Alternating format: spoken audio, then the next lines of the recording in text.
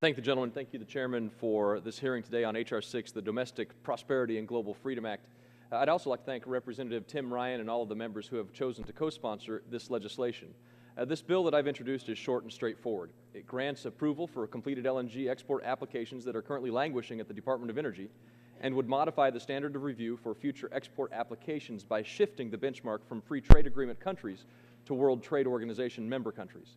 Rarely in Congress do we get chances to pass legislation that creates economic opportunities here at home, strengthen and help our allies around the globe, weaken our enemies, and not spend the American taxpayers' money all at the same time.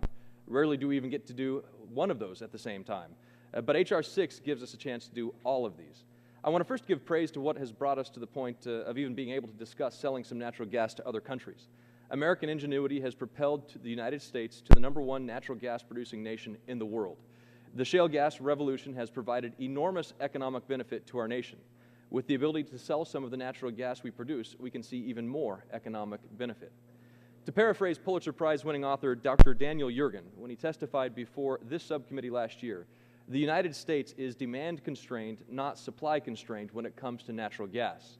In my home state of Colorado on the western slope, the Piceance Basin has been suffering due in part to the overabundance of natural gas supplies, which are saturating the market. Expanding the market for U.S. natural gas will encourage greater investment in new production. H.R. 6 also offers immense geopolitical benefits. The near monopolistic control Russia has on the LNG market in Europe has given them immense power, and reforming the LNG export process would send an immediate signal to the rest of the world that would help check Russia's aggression. But for its natural gas and oil production and exports, Russia's economy is no match for our industrial know-how and ingenuity.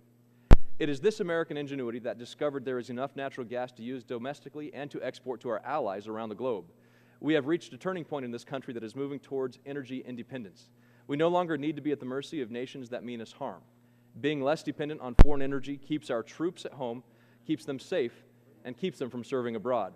Energy produced here at home and sent overseas means we are sending energy and not our troops. It's a false dichotomy to say that we must choose between allowing for the sale of natural gas to other nations or keeping it here. And we will have enough for both. We will have enough for both for generations to come. There are some that are opposing LNG exports who still cling to the failed notion of Nixon-era price control efforts. Like the leisure suit and 8-track player, it's time to let it go. We have heard from former Senator J. Bennett Johnston and others that history is littered with the failed policies to control prices. It's time for us to move forward. I want to thank those that will be testifying here today, and I look forward to this debate. Thank you, Mr. Chairman. I yield back.